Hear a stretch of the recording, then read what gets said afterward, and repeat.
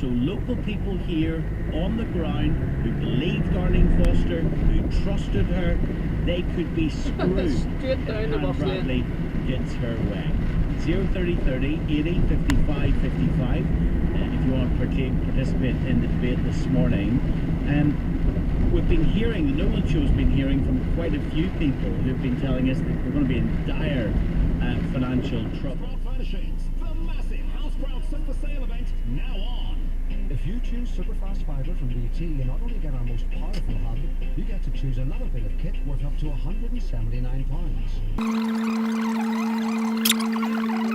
Yeah? Winston Wolfe, you were on your way to work when you got whacked from behind. Yes.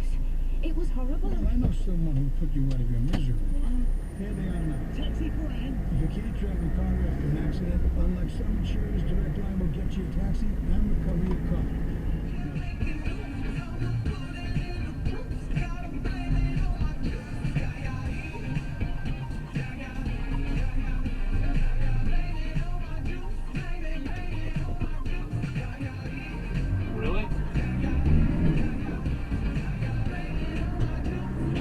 And certainly there isn't the stigma anymore that there used to be for bankruptcy. I mean, bankruptcy back in Dickens' days used to be a crime, so therefore things have been we've tried to modernise things in the last few years.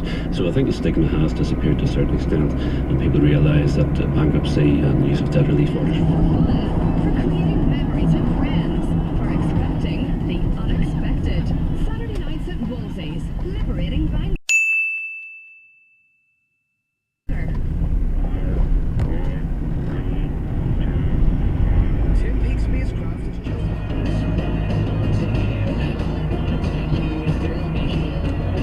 That's unreal.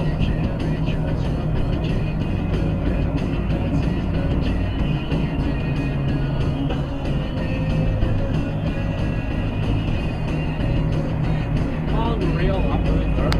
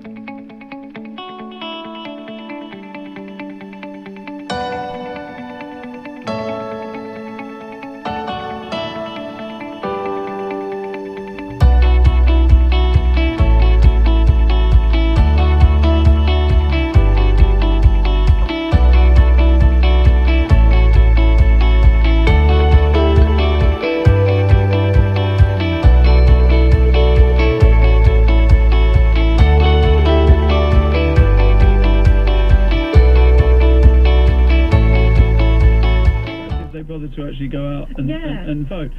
Dominique, what would Theresa May have to do to get you on side? Is it simple as the backstop, being able to unilaterally come out of the backstop? Being able to unilaterally exit the backstop would be a step. If Which the EU won't agree to. Yeah, which the EU won't agree to. So for me, they've already made it clear that they're not going to budge on this issue. The wording of these... Post-Brexit. Right, we'll see if we can get another clip of Leo Varadkar where he gives his interpretation of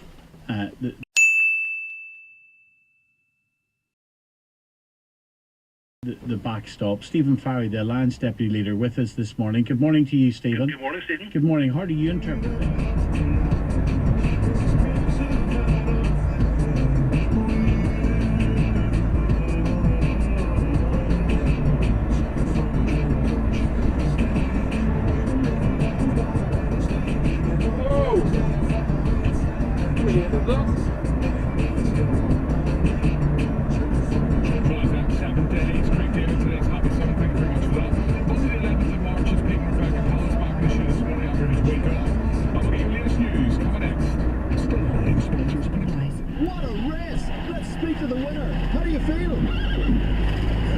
Fantastic! And your prediction for Cheltenham? Tips.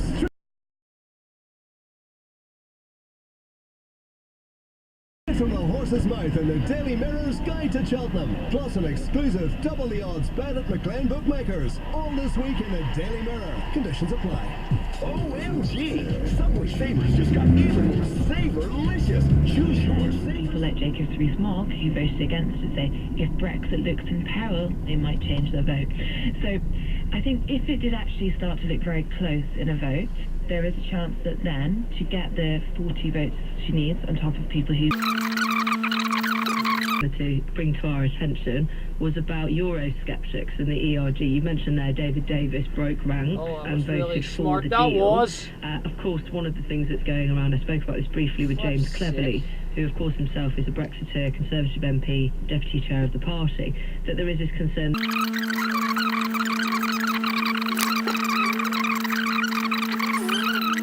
Really talked about was whether we might see a real split over this amendment by Caroline Spellman and Jack Dromey tonight.